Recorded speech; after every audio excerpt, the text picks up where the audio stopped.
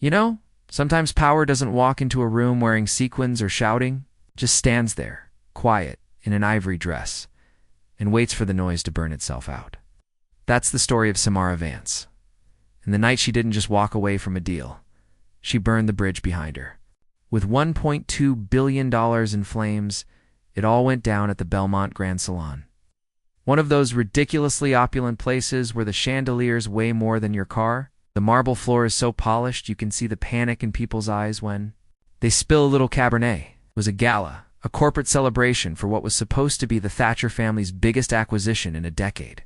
And Samara, the CEO of Artemis Group, the company that was actually funding the bulk of the deal, was there, perfectly still, standing near this towering, ridiculous champagne pyramid. She wasn't loud, no big diamonds, no obvious display of wealth, which of course was exactly the problem for them. The Thatchers, Ilara, the matriarch, dripping in pearls, and her son Julian. All tailored tucks, an aggressive smirk, they saw Samara, a black woman in a quiet, tailored outfit, standing slightly apart, and their collective arrogance just ... snapped. The first insult didn't even sound like an insult. It sounded like an order. "Excuse me," Ilara called out, not even looking directly at Samara, but waving her over. "We need more of the dry brood over here. You're slow tonight, darling." Samara didn't flinch. She's seen this movie before. At 22, she was mistaken for a secretary at a meeting she was chairing.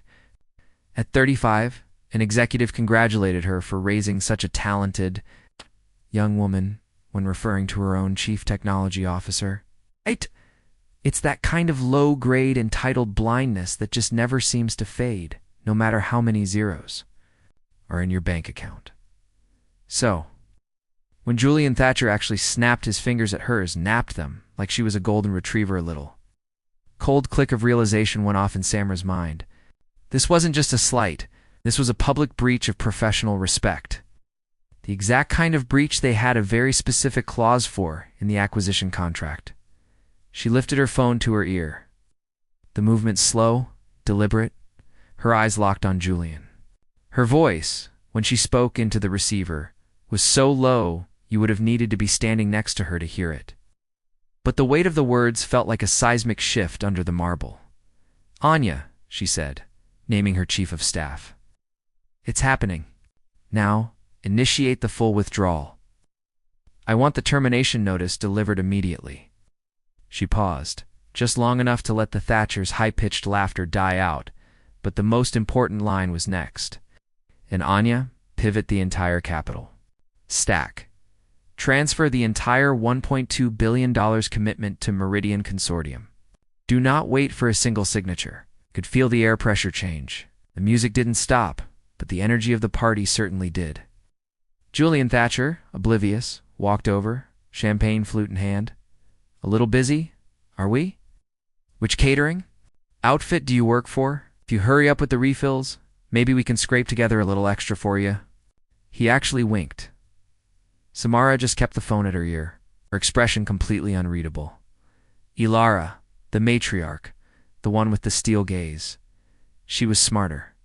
She noticed Samara's clothes, the quiet confidence, and something clicked for her, too, but it only clicked into suspicion, not recognition. She strode over, and in a gesture so petty and dramatic it belonged on reality TV, she plucked Samara's embossed investor pass right off her wrist. The paper ripped. It was loud, unnaturally loud, and it instantly stopped the string quartet. In the corner? Security. Ilara's voice cut through the stunned silence. "Get this woman out of here. She is clearly a trespasser and a distraction." A guard near the entrance glanced over, uncertain. This wasn't a drunken uncle. This was a quiet, composed woman, and the matriarch looked far too frantic. Samara repeated into the phone, her voice completely even. Priority 1 confirmed Anya. Full capital redirection to Meridian. Now, a couple of people were watching openly. Notably, a young reporter named Chloe Hayes, who had been struggling to get her camera phone out from her ridiculously small evening clutch. Chloe was smart. She didn't know who Samara was, but she knew the look in her eyes, the kind of look that promises a headline. Julian, seeing the guard hesitate, ramped up the aggression. What's the delay? She's holding up service? My guests are waiting. And Samara just took a breath, letting Julian's command hang there. She finally dropped the phone from her ear, but she didn't look at the Thatchers. She looked at the guard, who was now moving toward her slowly. They're gone, Samara said evenly, nodding toward the shredded pass still clutched in Elira's manicured hand. My credentials, they're gone now. Elara smirked, holding the pieces up like a trophy. We can do this the easy way, or the hard way, sweetheart. That's when Samara's lips curved into the barest hint of a smile, a precise, razor-sharp expression. She brought the phone back to her ear, but her voice was loud enough for the onlookers. You already chose hard, she murmured. Notify both legal teams. Tell them to prep for Phase 3. Full legal offensive. No mercy. A gasp rippled through the nearest cluster of guests. Phase 3? Legal offensive? That's not how caterers talk. Chloe, the reporter, finally spoke up, her voice surprisingly steady. Excuse me, but for the record, she was invited. I saw her name on the primary investor list this afternoon. Julian laughed a sharp, brittle sound. You must have misread it. Oh, she's nobody. Then, a young staffer pushing a cart of sparkling water chimed in, quiet but firm. She's telling the truth. I saw her name on the seating chart list, too, Violancy. Elara's smirk finally faltered. Samara let the silence hold, then spoke. The words that shattered the illusion. The transaction is fully liquidated from Thatcher accounts. Capital is confirmed transfer in progress. It's done. The $1.2 billion figure hung in the air like a storm cloud. People stopped talking about. The Conopson started talking about the acquisition. The man in the Navy suit, a known Thatcher advisor, whispered, That's the exact value of the Titan Thatcher acquisition, ... double quotes Julian, his face flushing. Tried one last bluff. Can't redirect anything. You have zero authority. You are no one here. Samara's gaze finally settled on him. She didn't raise her voice, but every word felt like a perfectly weighted stone dropped onto a weak structure. It was the Thatcher acquisition, she corrected. Now it's the Meridian acquisition. She lowered her phone, addressing the room, her voice gaining a clear, ringing quality. You've spent the last 15 minutes treating me like I wandered in here by mistake. You've accused me of fraud. You've called security. You've destroyed my credentials in front of 200 witnesses. Al Julian Folded his arms, trying desperately to hold on to his arrogant posture. Lara's jaw was set. And the entire time Samara continued, leaning in just slightly, her eyes like chips of obsidian. You never once asked my name. That silence was a physical thing. Every phone in the room was recording, even the guests now. I am Samara Vance, she said, her voice rising just enough to pierce the hum of the ballroom. CEO of Artemis Group. I built it, I funded it, and I just gave it to your competitor. The sound wasn't a cheer, it was a collective gasp, followed by a single, sharp clap from the back, then scattering applause that grew into a sudden, undeniable tide turning in real dash time. Julian, now pale, pulled out his phone on Samara's challenge. Elara did the same, her manicured fingers trembling. The push notification hit everyone simultaneously. Breaking. Thatcher Global loses $1.2 billion Titan deal to Meridian Consortium, effective immediately. Elara Thatcher's entire posture collapsed. The pearls looked suddenly heavy, pulling her shoulders down. Julian turned away, hiding his face, but there was nowhere to go. I didn't need to call the press, Samara said, her voice dropping back to that measured, quiet tone, commanding the sudden silence. You did the work for me. All I did was let you be seen. The security guard, who had been standing there confused, took 2 steps back, putting space between himself and the Thatchers, acknowledging the new center of power. The aftermath was like watching a building collapse in slow motion.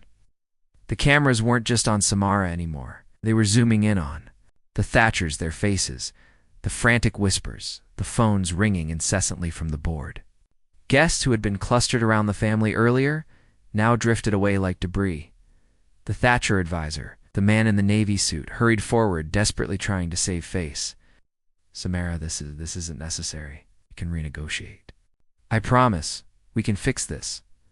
Samara didn't even turn her head. Her voice was flat, final.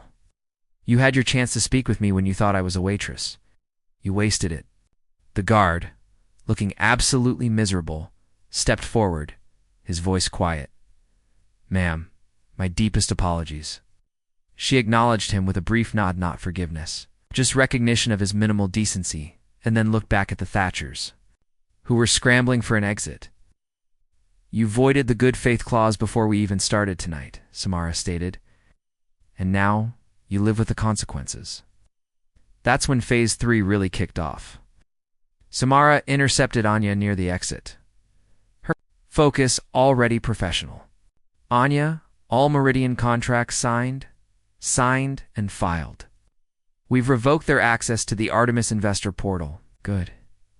Send a memo to every vendor and supplier in our network, Samara commanded, her voice ruthless now. Worded as a values decision. Make it clear we do not partner with organizations that humiliate others in public. I want them frozen out of our entire ecosystem by midnight. Julian, overhearing this last brutal directive, cut in, his voice cracked with desperation. You can't just lock us out. We have agreements. Samara turned, facing him one last time. Agreements built on respect. You voided that clause before we even started tonight. A server passed with a tray of fresh champagne. Samara stopped him. She took a glass, her hand steady, lifting it. Send one to the Meridian table, she ordered. Tell them congratulations. She didn't take a sip, though. I don't need to toast to this, she murmured, setting the flute back down untouched. It was never a win. It was a correction. And with that, she simply walked toward the exit. The sound of the crowd's applause and the panicked ringing of the Thatcher's phones receding behind her. The next morning, the Artemis executive office was a fortress of glass and steel. Samara sat at the head of the table, flanked by her team and the Meridian executives. On the screen, Thatcher Global stock, down 14% and still falling. What's next, Samara? Jonathan, the Meridian CEO, asked, leaning back. You've gutted their acquisition. What's the endgame? The endgame, Samara replied, pushing a document across the table, is making sure they can't rebuild off someone else's capital. Anya has drafted a list of all shared assets. Move on every patent, every pending trademark, and every licensing deal that aligns with our portfolio. If it doesn't align, we tie it up in legal knots long enough that they can't use it. It was a surgical, brutal, and utterly legal plan. They weren't just taking the money. They were destroying the infrastructure of the Thatcher's future. As the meeting wrapped, Jonathan paused at the door, a look of genuine awe on his face. You know, he said, most people would have settled for walking out of that ballroom with the moral victory. The applause was enough. Samara stood, gathering her files, her reflection overlaying the Golden City skyline outside the window. Moral victories, she stated simply, are for people who want applause. I want results. Later that evening, the sun was setting over the city, and Samara stood in her office, looking out. On her walnut desk, a single thick envelope sat unopened. Bearing the embossed seal of the Thatcher family, it was marked urgent. A letter of plea, perhaps. A half apology dressed as diplomacy. She didn't touch it. She watched the city lights flicker on. Listening to the muted news report on her television clips from the gala, the headline scrolling beneath, CEO Samara Vance sets new standard for corporate conduct. $1.2 billion deal collapse sparks industry reckoning. Finally, she picked up the envelope.